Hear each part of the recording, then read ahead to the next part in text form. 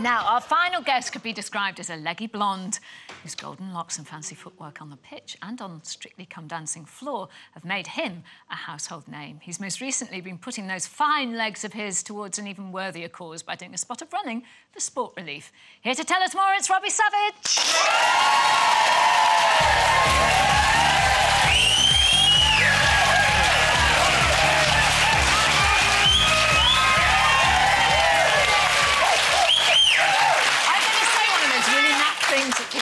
You're a lot taller in real life, aren't you? Yeah. Do you like being called a leggy blonde?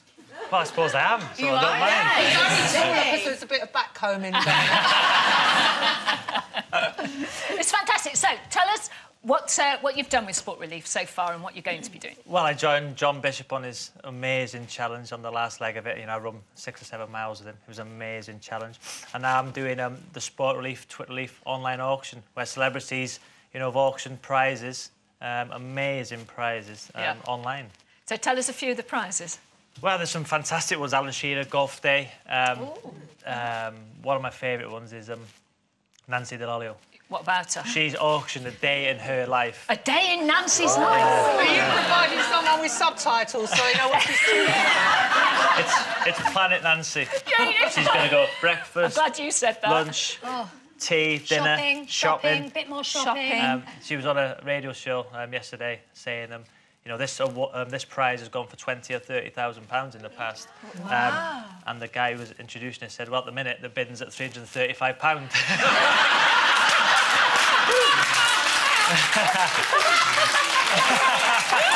When are you doing this on your radio show on Radio 5? Well, it's on 606 and on Twitter.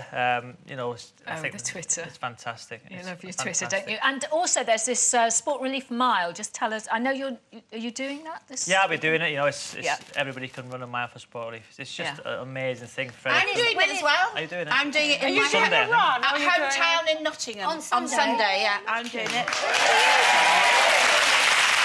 People don't have to run a great long distance. It's like a mile and a bit longer if you fancy it. Yeah, well, you can walk it just yeah, you can do 3, 6, 10, 19, what you want. So what are you doing Friday night, then? Aren't you doing some other sport? We'll talk about that later, but...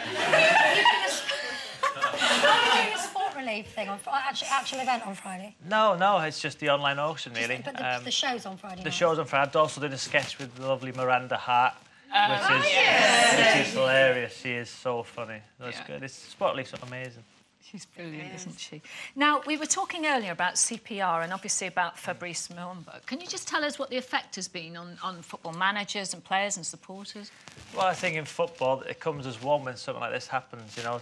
Poor Fabrice, you know, hopefully, well, he's getting better. That's the great news, and everybody wishes him all the best. That, you know, it brings football's community. You know, you have hatred on the terraces, you know, you have a bit of banter on the pitch with players, but this shows that, you know, we're all together as footballers when something like this happens. And, you know, I'd done my CPR on a level 3 coaching course. I listened to you ladies earlier. I think I'd panic in a situation. Did you? I think I would. Why? I don't know, because you're trained to do it, but I think when you're seeing, you know, it's your teammate, your friend there, you know. But for Fabrice, he was lucky that it was in a sporting arena, because the help was there. The medics were there. The medics were there, so he was fortunate. Now, obviously, that's been, you know, very shocking for his family and also for everyone in football. But I know that you've had some great sadness over the last week. Yes, it's my father's funeral tomorrow. It was hard. He had Alzheimer's and Parkinson's. So, yes, his funeral tomorrow, and you know, but in a way, you know, we've lost my father. But Alzheimer's is such a cruel disease that, you know, losing one life. My mother's, you know, gaining hers back, because for 24 hours a day, 7 days a week, all she did was care for him. You know, she couldn't put him in a home because she loved him. So he passed away, sadly. He was still a young man, though. Yeah, 64. Yeah. You know, he had it at 58. Yeah, it's sad. And you went straight back to work, didn't you? Well, my father loved football so much, and yes. you know, I'd done my 606 show on my football because he would have wanted me to do that. You know, I got criticised a little bit, but you know, my father was my life. He was my hero. And you deal with it where you want to deal with it, don't you? Yeah, because football was a big part of our lives. Of course. And without my father, you know, I wouldn't have been. He would have wanted that, wouldn't he? He shared some special moments with you. Oh, yeah, you know, that picture there was my last ever home game for Derby, and you know, he was there with me, so we've got some great memories of him. He was a great man, and it's just Alzheimer's is such a cruel disease, you know, for everybody that surrounds it. And for the carers as well. It's yeah, just well, my mum was his carer, you know, because she would not put him in a home because, you know, she's been for 40 years. And, but she now, the cruel thing to say is she gets her life back because she had no life with my father, the way he was. And you want to raise awareness, obviously. Yeah, I'm an ambassador for Alzheimer's. It's an amazing thing, you know, I do so much for them. And, you know, just to see a man who you idolise lying in bed when he couldn't speak and, you know... Was he able to share in any of your experiences recently? Like, did he see you do Strictly or any of that sort of stuff? Yeah, he seen me do Strictly, but I don't think he was too much aware of it. You know, it was... it's sad, you know, because, you know, I've got my son now, Charlie, he's playing football, he's following my footsteps. You've got two sons, Two sons, yeah, and they're both at, you know, Manchester United, and there's nothing more than Grandad, as they call him, would have liked to have taken them to football, but, you know, sadly he can't. No. Now, you're a Welsh boy. Yes. And you still live up there? No, my mother does. You know, I'm from Wrexham, North Wales, but I live in Manchester, so I go back there all the time. Well, it's close enough, really. Yeah. Since you appeared in Strictly, have you found that fans and people treat you differently? Because when you did that sexy move in the Paso Doble, I'm going to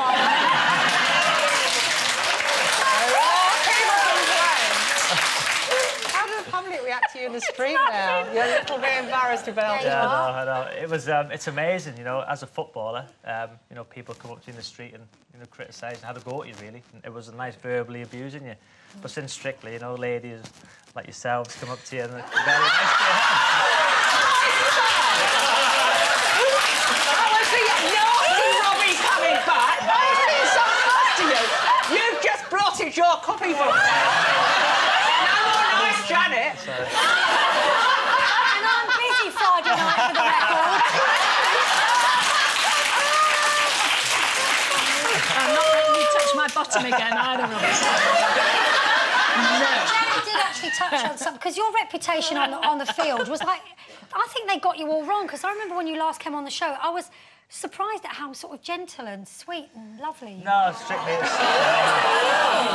was amazing for me. I just wanted to see people's perception of me. Because I was a footballer, I wanted to win, and I'd do anything at all costs, and that was me. But I'm just a normal guy. But did you enjoy dancing, though? I mean, would you actually have kept it going? No, I've stopped because, you know, it was... But doesn't it keep you fit, though, that very kind fit. of... You know, I lost 2 stone. Yeah, Can we check something out? Aren't you, hasn't a part of your anatomy been nominated for something? Should we check it out?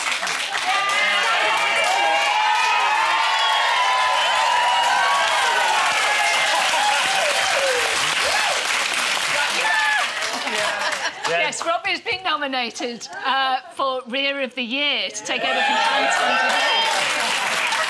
So we were comparing, weren't we? Yes, we were. We were comparing proportions. I must say yours is nice than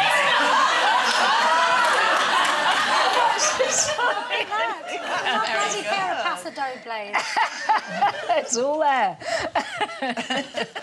But it's wonderful. And obviously you've retired recently from the sport, so it's a whole new life for you now, isn't it? Yeah, it's a new life, you know, just doing my day-to-day job in football. It's a weird world that for 21 years of my life I was playing football, and now at 37 you're retired, now going to something new, but it's difficult, you know. I think it hasn't hit me really. I'm not a footballer no more. Oh, you'll be in Chicago next week. Well, Robbie Savage, thank you so much for coming in, and we wish you all the best of sport. Thank you.